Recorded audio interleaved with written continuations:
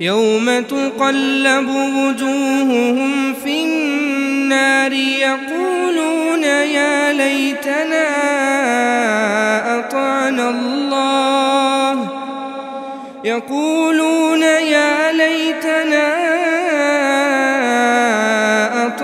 الله وأطعنا الرسولا وقالوا ربنا إنا أطعنا سادتنا وكبراءنا السلام عليكم ورحمة الله وبركاته. إن الحمد لله نحمده ونستعينه ونستغفره ونؤمن به ونتوكل عليه ونعوذ بالله من شرور أنفسنا ومن سيئات أعمالنا.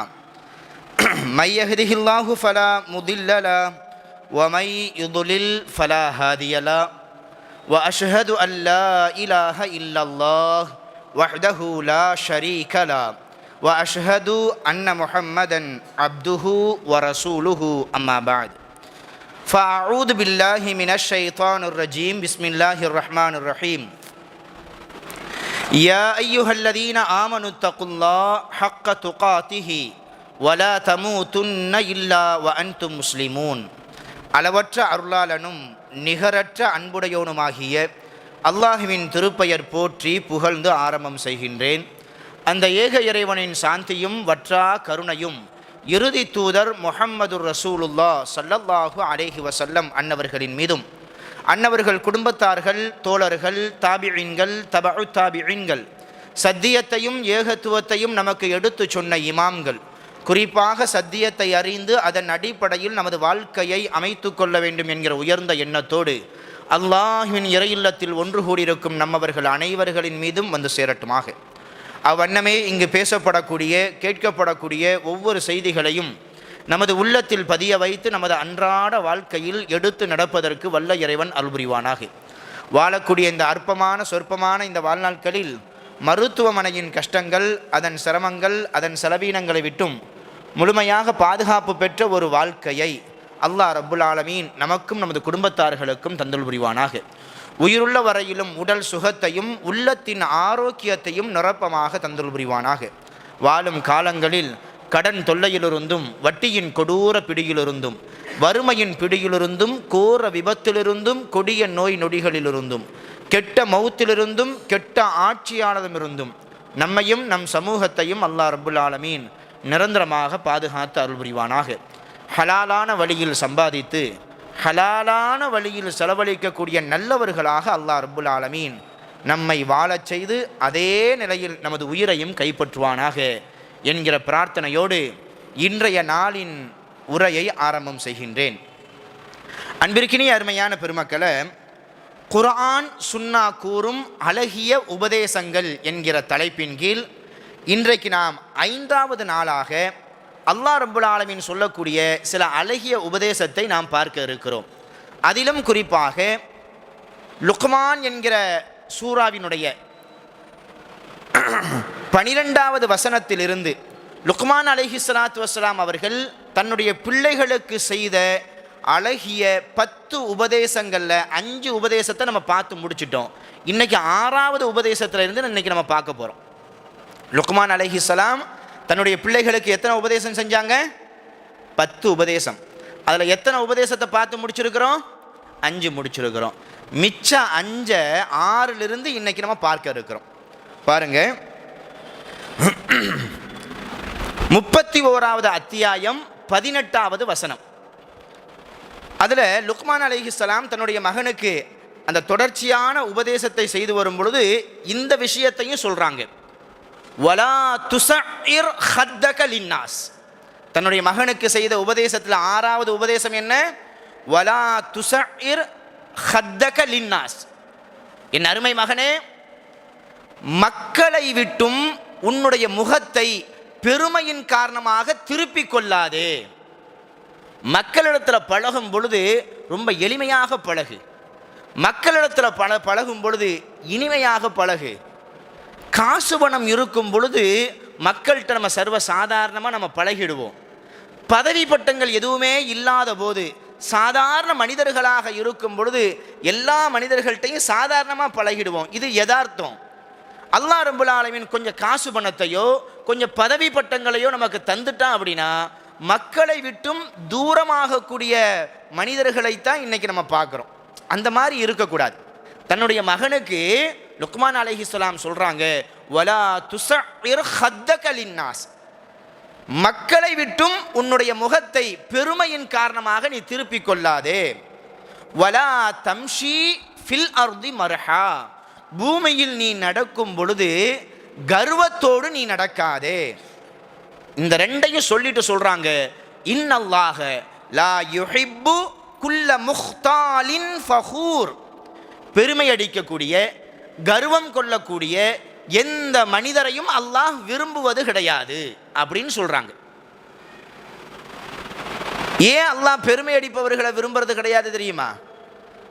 ஸல்லல்லாஹு அலைஹி வஸல்லம் சொல்றாங்க, அல்லாஹ் சொன்னதாக ஸல்லல்லாஹு அலைஹி வஸல்லம் சொல்றாங்க, அல் இஸ்ஸு இஸாரி வல் கிபரு ரிதாஇ. அல்லாஹ் சொன்னானா, கண்ணியம் என்பது எனது மேலாடை, பெருமை என்பது எனது கீழாடை, இதை யாராவது அணிய நினைத்தால் அவர்களை நான் அழித்து விடுவேன். பெருமை யாருக்குரியது? அல்லாஹ்விற்குரியது. அல்லாஹ்விற்குரிய அந்த தன்மையை நம்ம எடுக்கணும்னு நினைச்சா அல்லாஹ் விடுவானா? சரி, நம்ம லாஜிக்கா நம்முடைய அறிவை வச்சே நம்ம சிந்திச்சு பார்ப்போம். தகுதி இல்லாத ஒரு விஷயத்துக்கு நம்ம ஆசைப்படலாமா? பெருமைப்படுவதற்கு நம்ம கிட்ட என்ன தகுதி இருக்குது? பெருமைப்படுவதற்குண்டான தகுதி இருந்து நாம் பெருமைப்பட்டோம் என்றால் அது கூடும். பெருமைப்படுவதற்கு நம்ம கிட்ட என்ன தகுதி இருக்குது? எதை கொண்டு நம்ம பெருமைப்படலாம்? என்கிட்ட பணங்காசு இருக்குது, மற்றவங்கள்ட்ட இல்லாத அளவுக்கு என்கிட்ட பணங்காசு இருக்குது அப்படின்னு நினச்சி ஒரு மனிதர் பெருமை கொண்டார் என்றால் அது சாத்தியமா? அப்படி பெருமை அடிக்க முடியுமா? அவர் பிறக்கும் பொழுதே செல்வத்தை கொண்டு வந்தார் என்றால் சரின்னு சொல்லலாம். அல்லாஹ் ரப்புல் ஆலமீன் செல்வத்தை குறித்து எப்படி சொல்றான் தெரியுமா? நாம் அவர்களுக்கு வழங்கினோம், நாம் அவர்களுக்கு வழங்கினோம். செல்வம் என்பது நம்முடைய முயற்சியால், நம்முடைய அறிவால், நம்முடைய ஆற்றலால் சம்பாதிக்க முடியும் அப்படின்னு நினச்சா அது தப்புங்க. அது உண்மையாது? ஒருத்தர் ஒரு பெரிய அறிவாளியாக இருக்கிறாரு, அவர் செல்வத்தை சம்பாதிக்க முடியுமா? இந்த உலகத்தில் எவ்வளோ பெரிய அறிவாளிகள் எல்லாம் ஒருவேளை சாப்பாட்டுக்கு வழி இல்லாமல் இருக்கிறாங்க. கணக்கு பார்க்க தெரியாது. 50 ரூபா நோட்டு இருக்குது பார்த்தீங்களா? 50 ரூபா நோட்டை ஒரு 10 கட்டை மொத்தமாக ஒருத்தர்கிட்ட கொடுத்து இதை நீங்கள் எண்ணுங்க அப்படின்னா ஒரு நாள் முழுவதும் எண்ணினாலும் அந்த 50 ரூபா கட்டில் எவ்வளோ இருக்குது அப்படின்னு சொல்ல தெரியாது. ஆனால் அந்த மாதிரி மனிதர்களுக்கு அல்லாஹ் ரப்புல் ஆலமீன் கோடிக்கணக்கான சொத்துக்களை கொடுத்துருப்பான், எண்ணிலடங்காத சொத்துக்களை கொடுத்துருப்பான். நம்மளே ஆச்சரியப்படுவோம். சில மனிதர்களை பார்த்தா பஞ்ச பராரி மாதிரி இருப்பாருங்க. அவரை அணியக்கூடிய உடைக்கும் அவர் வரக்கூடிய அந்த வண்டிக்கும் சம்மந்தமே இருக்காது. அப்படி வந்து ஒரு ஏதாச்சும் டிவிஎஸ் 50 சொல்லிட்டு ஒன்று இருக்கும் பாருங்க, அந்த மாதிரி வண்டியில் இறங்குவார். நம்ம பார்த்தா மனுஷன் ரொம்ப பாவப்பட்ட மனுஷன் போல தெரியுது அப்படின்னு நம்ம நினைப்போம். பக்கத்தில் உள்ளவர் சொல்லுவார், நீங்கள் பாவப்பட்டவர்னு சொல்லிட்டு நீங்கள் யாரை நினைக்கிறீங்களோ அவர் தாங்க இந்த 100 ஏக்கராக்கும் சொந்தக்காரர் அப்படின்னு நமக்கு அப்படியே தூக்கி வாரி போட்டுரும். அப்போ இந்த பணங்காசுக்கும் இந்த அறிவுக்கும் சம்பந்தம் கிடையாதுங்க. அல்லாஹ் யாருக்கு நாடுறானோ அவங்களுக்கு இந்த செல்வத்தை தாராளமாக கொடுப்பான், யாருக்கு நாடுறானோ அவங்களுக்கு கொஞ்சம் குறைச்சி கொடுத்துருவான். அதனால் என்கிட்ட பணங்காசு இருக்குது அப்படின்னு சொல்லிட்டு ஒரு மனிதன் பெருமை அடித்தான் என்றால் அந்த பெருமைக்கு தகுதியானவன் அந்த மனிதன் கிடையாது. என்கிட்ட ஆட்சி அதிகாரங்கள் இருக்குது, பதவி பட்டங்கள் இருக்குது, அறிவு இருக்குது அப்படின்னு நினச்சி ஒரு மனுஷன் பெருமை அடித்தான் என்றால் அதுக்கும் அவன் தகுதியானவன் கிடையாது. என் பெருமை அடிக்கிறதுக்கு நம்ம கிட்ட என்னங்க இருக்குது? ஒரு காய்ச்சல் வந்தால் சீக்கு பிடிச்ச கோழி மாதிரி நம்ம சுருங்கிடுவோம். தொடர்ச்சியாக ஒரு 2 மணி நேரம் வயிற்று வலி வந்தால் சுருங்கி போய் படுத்து கீழே விழுந்துருவோம். ஒரு நாள் பேதி போணுச்சு அப்படின்னா உருகுலைஞ்சிருவோம். அப்படி தானேங்க? நம்மக்கிட்ட பெருமை அடிக்கிறதுக்கு என்ன இருக்குது? ஒரு நாள் பல் தேய்க்கலைன்னா, 2 நாள் முகத்தை கழுவலைன்னா நம்மளைய பார்க்கறதுக்கு நாதி இருக்காது. எதை கொண்டு நாம் பெருமைப்படுவதற்கு தகுதியானவர்களாக இருக்கிறோம்? அதனால தான் அல்லாஹ் ரப்புல் ஆலமீன் சொல்லுவான், பெருமை என்பது எனக்குரியது. நம்ம ஒவ்வொரு தடவையும் நம்ம சூரா ஓதுறோம் பாருங்கள், சூரத்துல் ஃபாத்திஹா ஓதுறோம் பாருங்கள். அந்த சூரத்துல் ஃபாத்திஹாவிலேயே அல்லாஹ் ரப்புல் ஆலமீன் எப்படி நமக்கு அந்த வாசகத்தை கற்றுத்தரான்னா, ஹம்துலில்லாஹி ரப்பில் ஆலமீன் அப்படின்னு நமக்கு சொல்லித்தரலை. எப்படி நம்ம ஆரம்பிப்போம்? அல்ஹம்து. ஹம்துனா புகழ்ச்சி, அல்லுனா என்ன? அதுக்கு மிகப்பெரிய இலக்கண இலக்கியத்தில் மிகப்பெரிய ஒரு பாடமே உண்டு. அல் அல் அந்த புகழ். எந்த புகழ்? இந்த உலகத்தில் என்னென்ன புகழ்ச்சிகள் எல்லாம் உண்டோ அத்தனை புகழுக்கும் சொந்தக்காரன் அல்லாஹ் ஒருவன் மட்டும்தான். காரணம் என்னவென்றால் எல்லா விதமான பலவீனத்திற்கும் அப்பாற்பட்டவன் ரப்பு மட்டும்தான். நம்ம வேணும்னா சொல்லிக்கலாம், நான் பலசாலி பணக்காரன் அப்படி இப்படின்னு சொல்லிக்கலாமே ஒழிய உண்மையிலேயே அதுக்கெல்லாம் தகுதியானவன் நம்ம கிடையவே கிடையாது. அதனால் பெருமை என்பது அல்லாஹ்விற்குரியது. அதை நாம் அணிய நினைத்தால் அழிந்து விடுவோம் என்பதனை லுக்மான் அலைஹிஸ்ஸலாம் தன்னுடைய மகனுக்கு அழகாக பாடத்தை கற்பிக்கிறார்கள். அது மட்டுமல்ல, பெருமையை குறித்து நம்ம நிறைய தெரிஞ்சிக்க வேண்டி இருக்குதுங்க. ஏன்னா சில சமயங்களில் பெற்றவங்கள்ட்ட பெருமையை காட்டிடுறோம், உடன் பிறந்தவர்கள்ட்ட பெருமை பாராட்டி விடுகிறோம், நண்பர்களுக்கு மத்தியில் பெருமையாக பேசி விடுகிறோம். நம்மை விட பணங்காசில் அழகு அந்தஸ்தில் கொஞ்சம் சிறுமை உள்ளவர்கள் வந்தார்கள் என்றால் நம்முடைய ஆதிக்கத்தை நம்ம செலுத்திடுறோம். காரணம் என்னவென்றால் நம்மையும் அறியாமல் நம்முடைய உள்ளத்தில் கொஞ்சம் பெருமை வந்துடுது. ஸல்லல்லாஹு அலைஹி வஸல்லம் அவங்க பெருமையை குறித்து ரொம்ப ரொம்ப ரொம்ப நமக்கு எச்சரித்து சொல்லியிருக்கிறாங்க. அதையெல்லாம் நம்முடைய மனசில் பதிய வச்சுக்கணும். ஒரு தடவை ஸல்லல்லாஹு அலைஹி வஸல்லம் அவங்க சொல்லுவாங்க, லா யதுகுலுல் ஜன்னத்தை மன்கான ஃபீ கல்பிஹி மிஸ்கால தர்ரத்தின் மின் கிபிர். அல்லாஹ் பாருங்க எப்படி சொல்கிறாங்க பாருங்க. யாருடைய உள்ளத்தில் ஒரு கடுகளவு பெருமை இருக்குமோ அந்த மனிதரை அல்லாஹ் சொர்க்கத்தில் நுழைவிக்க மாட்டானா. நம்மையும் அறியாமல் பல தடவைகள் நம்ம பெருமையான வார்த்தைகளை பெருமை பீத்திடுறோம். சில சமயங்கள் தெரிந்தே சில வார்த்தைகளை பெருமையாக நாம் பேசிவிடுகிறோம். நினைவில் வைத்துக் கொள்ள வேண்டும், எப்பொழுதெல்லாம் பெருமையின் வாடை நமது வாயிலும் நமது உள்ளத்திலும் வீசுகிறதோ அப்பொழுதெல்லாம் இந்த நபிமொழி நம்முடைய சிந்தனைக்கு வர வேண்டும். யாருடைய உள்ளத்தில் கடுகளவு பெருமை இருக்குமோ அந்த மனிதரை அல்லாஹ் சொர்க்கத்தில் நுழைவிக்க மாட்டான். அதை தொடர்ந்து ஸல்லல்லாஹு அலைஹி வஸல்லம் சொல்றாங்க, அலா அதுல்லுக்கும் அஹ்லில் ஜன்னா. சொர்க்கவாதிகள்னா யாருன்னு சொல்லிட்டு உங்களுக்கு அறிவிக்கட்டுமா? சொர்க்கவாதிகளுடைய பண்பு என்னன்னு சொல்லிட்டு அவங்களுக்கு சொல்லி தரட்டுமா அப்படின்னு சொல்லிட்டு சொல்றாங்க, குல்லு தஈஃபின் முத்தலஇஃபின். சொர்க்கவாசிகள்னா யார் தெரியுமா? அவர்கள் பலவீனமானவர்களாக இருப்பார்கள், அவர்கள் எளியவர்களாக இருப்பார்கள். சொர்க்கவாதியினுடைய அடையாளத்தை ரசூல் ஸல்லல்லாஹு அலைஹி வஸல்லம் அவங்க எப்படி காமிக்கிறாங்க? அவங்க ரொம்ப பகட்டோடு பந்தாவாலாம் இருக்க மாட்டாங்க, ரொம்ப எளியவர்களாக இருப்பாங்க, அவர்கள் ரொம்ப பலவீனமானவர்களாக இருப்பார்கள். அவர்கள்தான் சொர்க்கவாதிகள்.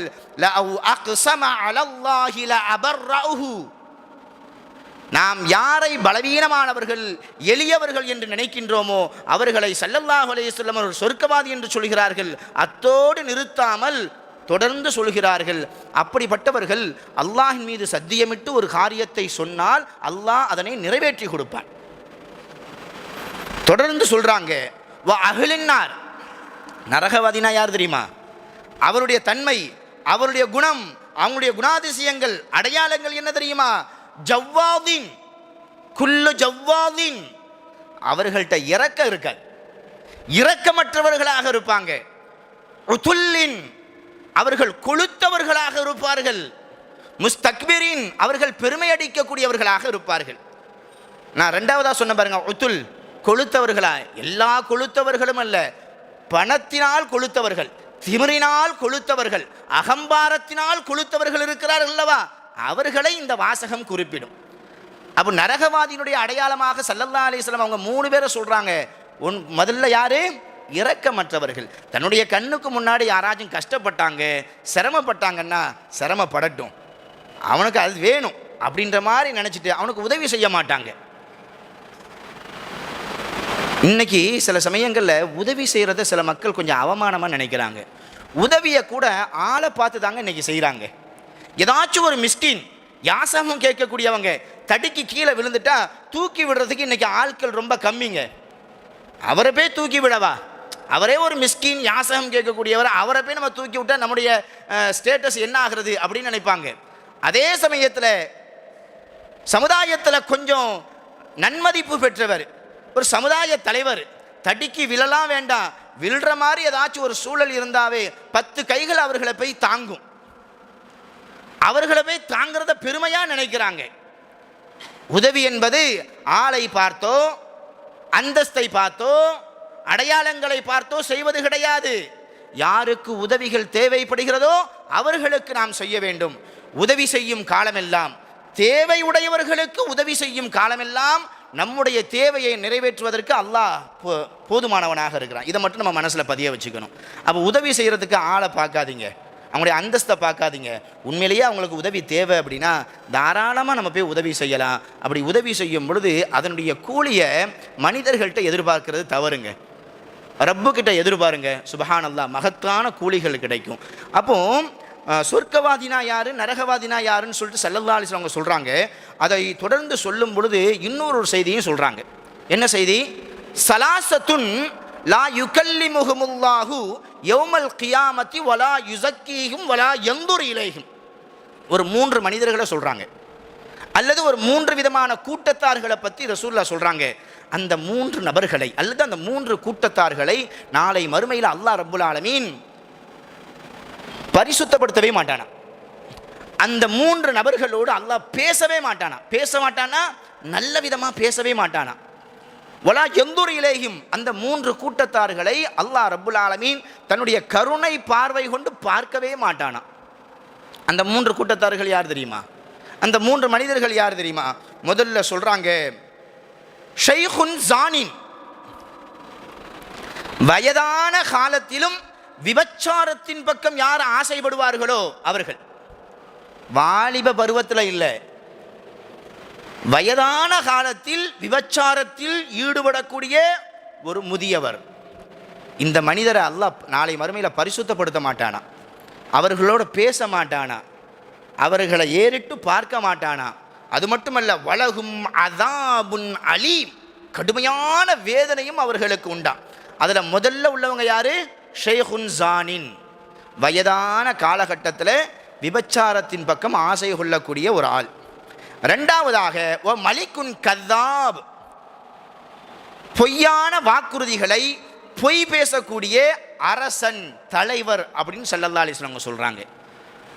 ஆட்சியை பிடிக்கணும், அதிகாரத்தை பிடிக்கணும் அப்படின்றதுக்காக வேண்டி மக்களுக்கு மத்தியில் பொய்யா சொல்கிறது, மக்களுக்கு மத்தியில் ஆசைகளை தூண்டுறது, பதவி பட்டங்கள் ஆட்சி அதிகாரங்கள் வந்துருச்சு அப்படின்னா சொன்ன வாக்குறுதிகளை எல்லாம் காற்றுல பறக்க விடுறது.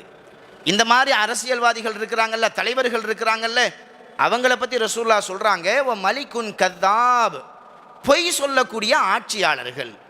மூன்றாவதா சொன்னாங்க, வ ஆயிலுன் முஸ்தக்பிருன், ஏழ்மை நிலையில் இருக்கக்கூடிய ஒருவன் பெருமை அடிப்பான். பணங்காசு இருக்கிறவன், அந்தஸ்தில் உள்ளவன் பெருமை அடிக்கிறது ஒரு பக்கம், இவன் ஏழ்மையிலேயே இருப்பான். ஏழ்மையில் இருந்தாலும் விட்டு கொடுக்காம ரொம்ப பெருமையோடு நடக்கிறது, ரொம்ப பெருமை பீத்துறது. இந்த மாதிரி யார் பெருமை பீத்துகிறார்களோ அந்த மனிதர்களை அல்லாஹ் ரப்புல் ஆலமீன் ஏறிட்டு கூட பார்க்க மாட்டானா. ஸல்லல்லாஹு அலைஹி வஸல்லம் சொல்கிறாங்க, இஹ்தஜ்ஜத்தின் நார் வல் ஜன்னா, ஒரு தடவை சொர்க்கமும் நரகமும் தங்களுக்குள்ள இப்படி வாதிக்கிட்டுச்சான். எப்படி வாதிட்டுச்சான்? சொர்க்கம் சொல்லிச்சான், ஹாதிஹி யதுகுலுனில் ஜப்பார், நரகம் சொல்லிச்சான், யதுகுலனி அல் ஜப்பார் வல் முத்தகப்பிரீன், எனக்குள்ள யாரெல்லாம் வருவாங்க தெரியுமா? யாரெல்லாம் ரொம்ப அடக்குமுறை செய்கிறாங்களோ, யாரெல்லாம் ரொம்ப அக்கிரமம் செய்கிறாங்களோ அவங்கெல்லாம் எனக்குள்ள வருவாங்க அப்படின்னு நரகம் சொல்லிச்சான். சொர்க்கம் சொல்லிச்சான், யதுகுலனி அல் துஅஃபாஉ வல் மசாகீன், எனக்குள்ள யார் வருவாங்க தெரியுமா? பலவீனமானவர்கள், மிஸ்கின், ஏழைகளும் எனக்குள்ள வருவாங்க அப்படின்னு சொர்க்கம் சொல்லிச்சான். சொர்க்கவாதிகளுடைய அடையாளத்தை ஸல்லல்லாஹு அலைஹி வஸல்லம் அவங்க பல தடவைகள் சொல்லும் பொழுது, ஏழைகளும் பலவீனமானவர்களும் சொர்க்கத்துக்கு போவாங்க. பலவீனமானவர்கள்னால் யார்? இந்த உலகத்தில் பழங்காசு இல்லாமல் நம்ம யாரை ரொம்ப ஒரு மட்டரகமாக பார்க்குறோமோ அவங்க தான் துஅஃபா. ஆனால் ஸல்லல்லாஹு அலைஹி வஸல்லம் அவங்கள எந்த இடத்துல வைக்கிறாங்க? அவங்களாம் சொர்க்கவாதின்னு சொல்கிறாங்க. இன்றைக்கி நம்மள யாராச்சும் ஏழையாக இருக்கிறதுக்கு நம்ம ஆசைப்படுவோமா? அப்படி யாராச்சும் ஆசைப்படுறீங்களா? யாருமே ஆசைப்பட மாட்டோம்.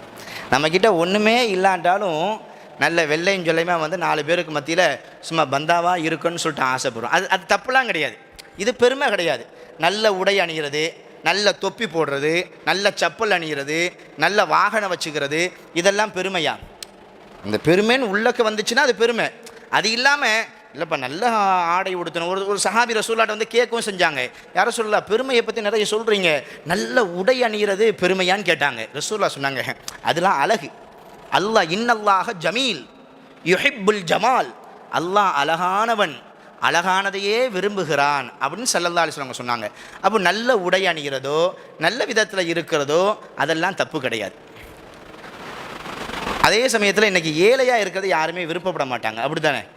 எப்படியோ எதையாச்சும் ஒன்றை செஞ்சு எதையாச்சும் ஒன்றை சொல்லி காசு பணத்தை சம்பாதிச்சிடணும், சமுதாயத்துக்கு மத்தியில் நம்மளும் காசு உள்ளவன் அப்படின்ற மாதிரி காட்டிடணும். காரணம் என்னென்னா இன்றைக்கி இந்த சமுதாயம் அப்படி தாங்க பார்க்குது. கல்வியாளர்கள்லாம் பின்னாடி, நல்ல மனிதர்கள்லாம் பின்னாடி, யாரைத்தான் முன்னாடி கொண்டு வைக்கும் ஒரு சபையில்?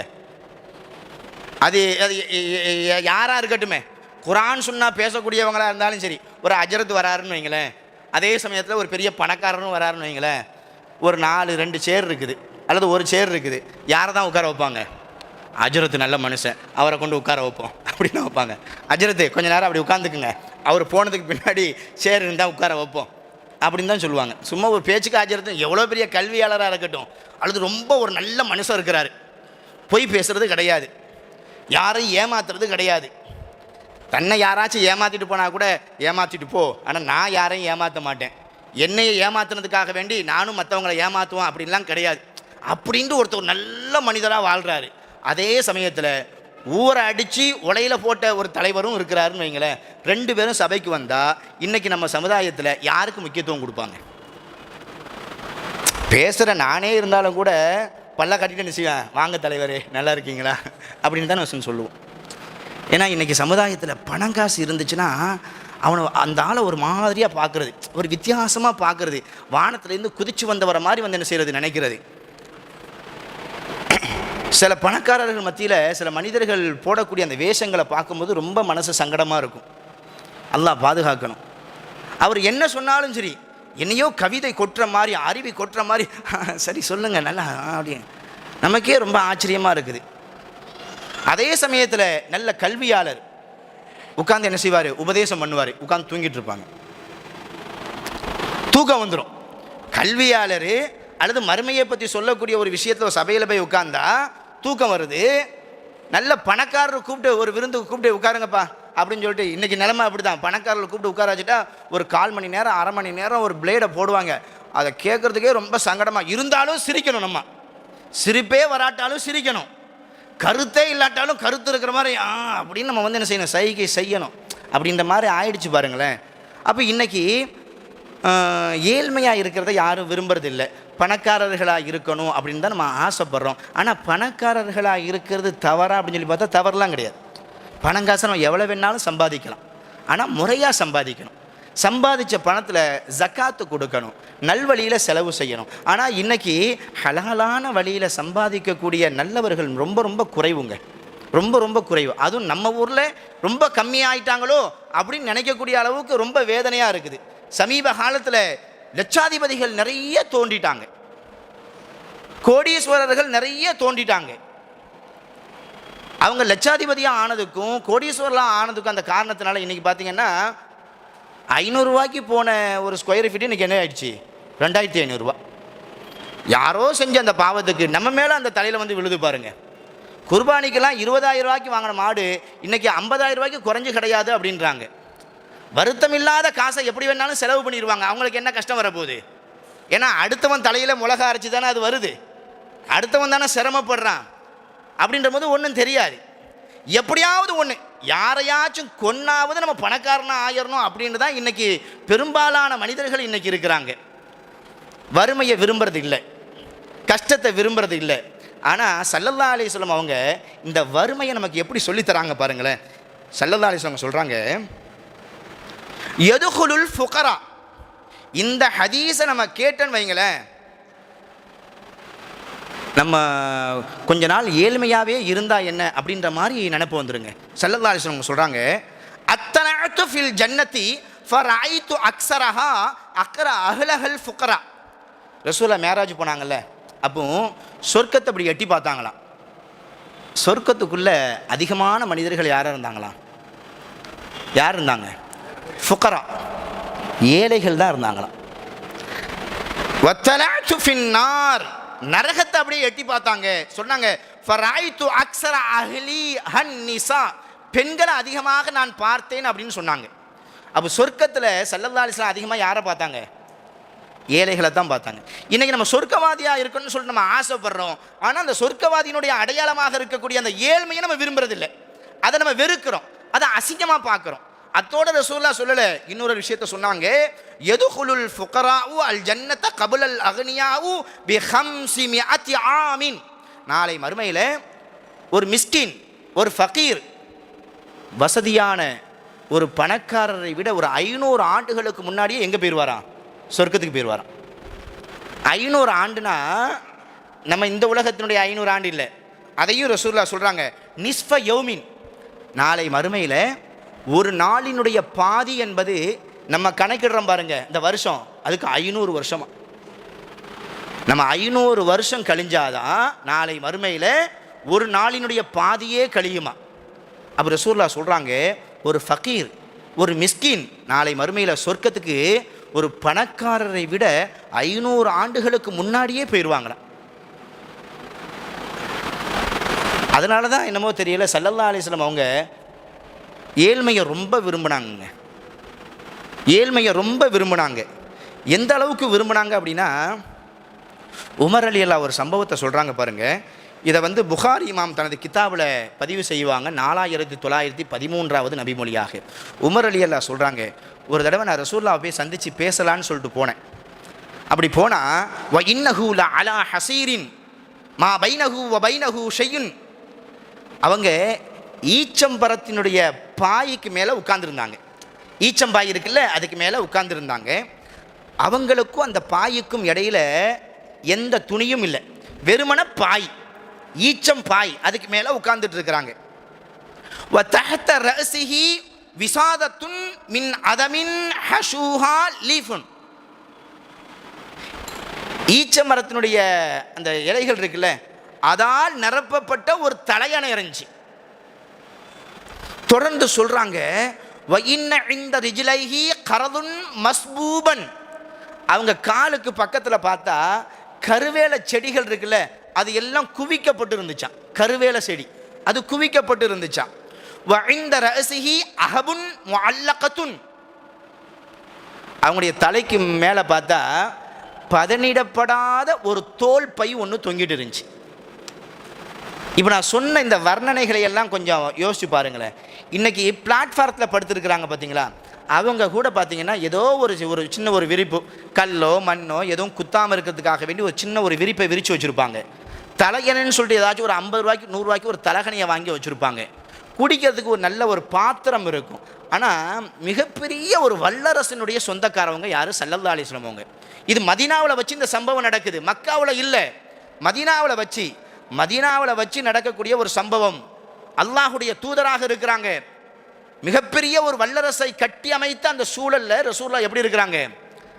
படுக்கிறதுக்கு ஒரு நல்ல ஒரு கட்டில் கிடையாதுங்க. ஃபரைது அஸரல் ஹஸீரி ஃபீ ஜம்பிஹி, நான் ரசூலுல்லாஹ்ட்ட பேசிக்கிட்டே இருக்கும் பொழுது ரசூலுல்லாஹ் அந்த பாய்க்கு மேலே உட்கார்ந்துட்டு இருந்தாங்கல்ல, அப்படியே அவங்களுடைய விலாப்புறத்தை அப்படியே பார்த்தேன். அந்த ஈச்சம் பாயினுடைய அந்த கோரைகள் ரசூலுல்லாஹ்வுடைய அந்த விலாப்புறத்தில் அப்படியே பதிஞ்சு இருந்துச்சு.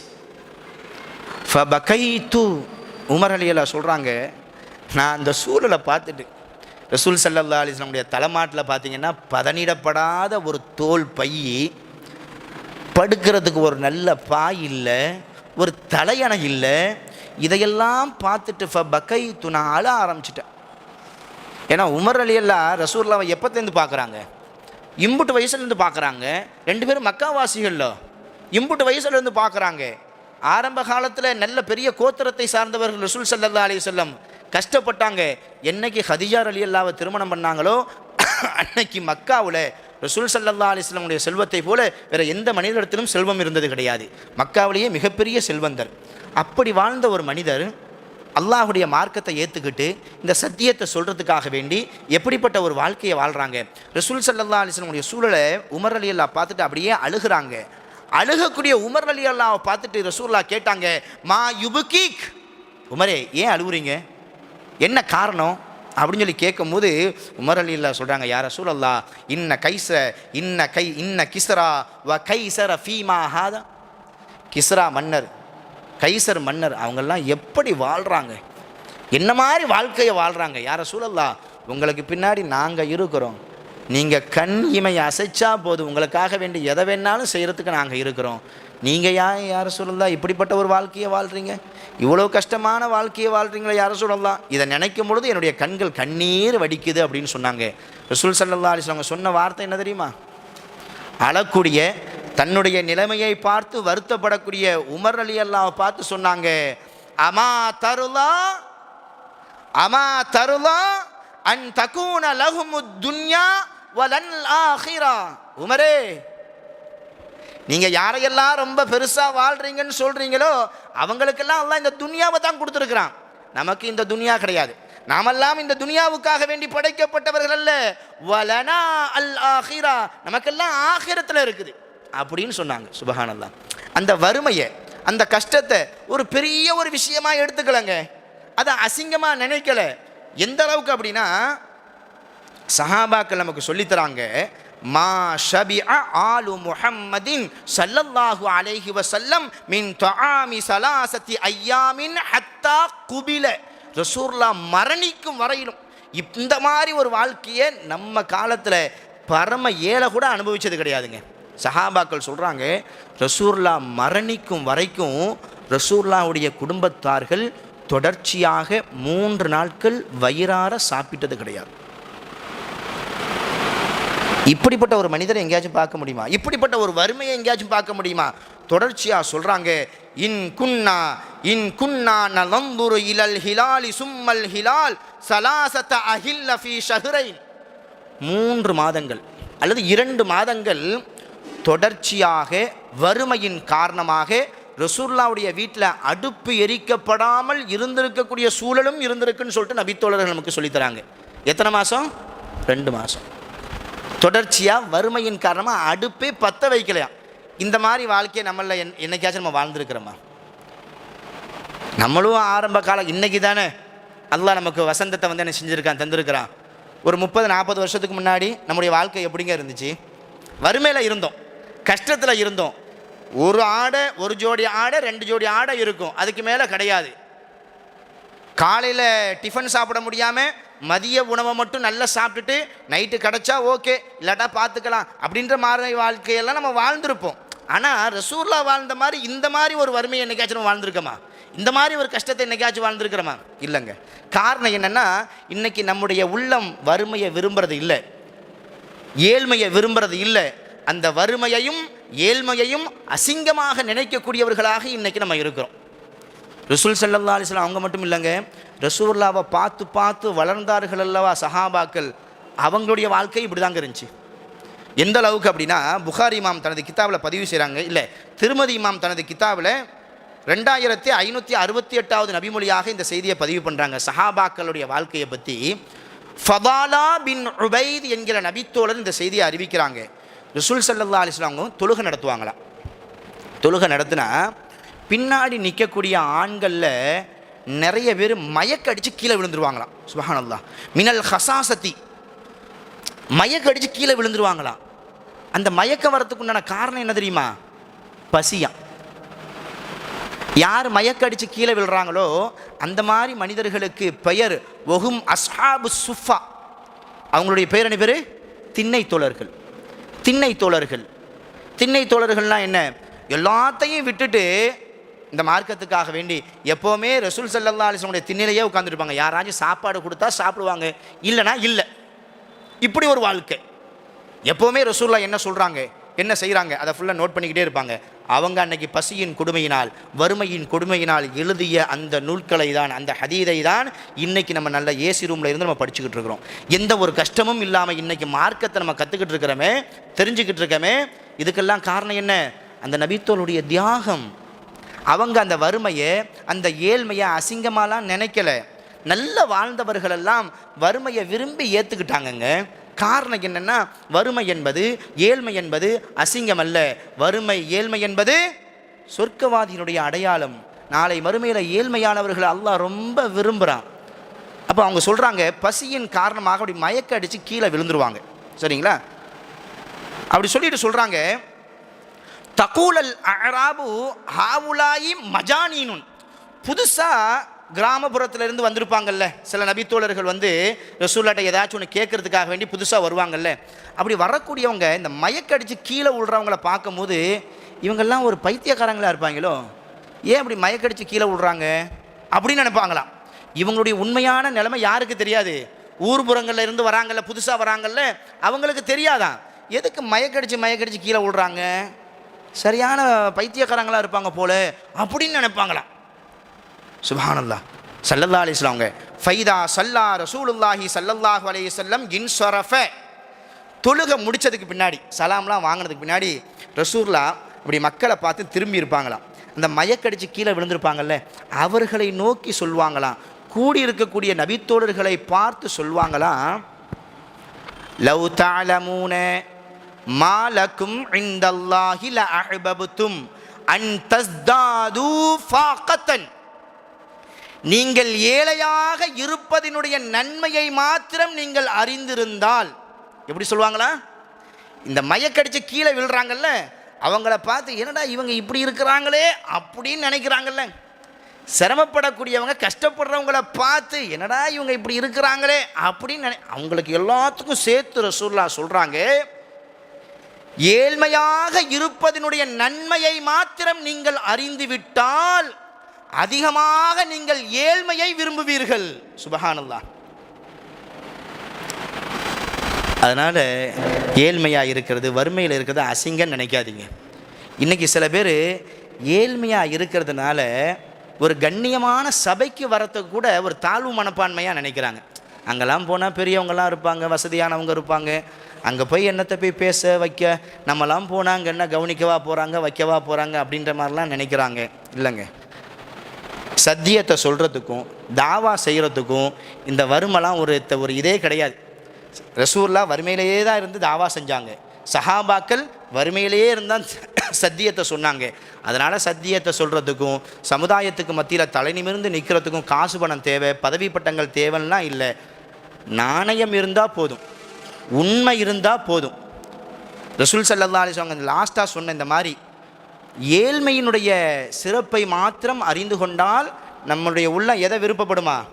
நம்ம ஏழையாகவே இருந்துட்டு மௌத்தாகி போயிடுவோம் அப்படின்னு நினைப்பாங்களாம். ஆகையினால் இன்றைய அமர்வில் இந்த சபையில் இருந்து நம்ம தெரிஞ்சுக்கிட்ட ஒரு முக்கியமான ஒரு பாடம் என்னென்னா, வறுமை அசிங்கம் கிடையாது, ஏழ்மை அசிங்கம் கிடையாது. ஏழ்மையில் தான் அல்லாஹ் நம்மளை வச்சிருக்கிறான் அப்படின்னா அதை பொருந்தி கொண்டு மறுமையில் அல்லாஹ் நமக்கு சிறந்ததை தருவான் என்கிற ஒரு பாடத்தை தான் இன்றைய அமர்வில் இந்த நிகழ்ச்சியில் இருந்து நம்ம பெற்றுக்கொண்டோம். சரிங்களா? மற்றவங்கள பார்க்காதீங்க, துன்யா விஷயத்தில் மற்றவங்கள பார்க்காதீங்க. அவங்க சொந்த வீடு வச்சுருக்காங்களே, சொந்த கார் வச்சுருக்காங்களே, அப்படிலாம் நீங்கள் துன்யாவினுடைய விஷயத்தில் மற்றவங்கள பார்க்க ஆரம்பிச்சிங்கன்னா நிம்மதி போயிருங்க. அல்லாஹ் நமக்கு தந்திருக்கக்கூடிய அந்த ஞாபகத்தை ரொம்ப அற்ப சொற்பமாக நம்ம பார்க்க ஆரம்பிச்சிருவோம். அதனால் இந்த துன்யா விஷயத்தில் மற்றவங்கள பார்க்காதீங்க, நமக்கு கீழே உள்ளவங்களை பாருங்கள். நம்ம வாடகை வீட்டில் இருக்கோம், வீடே இல்லாமல் எவ்வளோ பேர் பிளாட்ஃபாரத்தில் இருக்கிறாங்களே, அந்த மாதிரி நினச்சி பாருங்கள், அல்லாஹ்வுக்கு நம்ம அதிகமாக ஷுக்ர் செய்வோம். ஆகையினால் அல்லாஹ் நமக்கு தந்ததை பொருந்தி கொண்டு அதற்கு நன்றி செலுத்தக்கூடிய நல்லடியார்களாக அல்லாஹ் ரப்புல் ஆலமீன் நம் எல்லோரையும் ஆக்கி அருள் புரிவானாக என்ற பிரார்த்தனையோடு இன்றைய அமர்வை நிறைவு செய்கிறேன். அல்லாஹ் ரப்புல் ஆலமீன் நமது எண்ணத்தை போல நம்முடைய செயல்பாடுகளை பரக்கத்தாக ஆக்கி வைப்பானாக. சுப்ஹானக அல்லாஹும்ம வ பிஹம்திக அஷ்ஹது அல்லா இலாஹ இல்லா அன்த அஸ்தக்ஃபிருக வ அத்தூபு இலைக். அஸ்ஸலாமு அலைக்கும் வ ரஹ்மத்துல்லாஹி வ பரகாத்துஹு.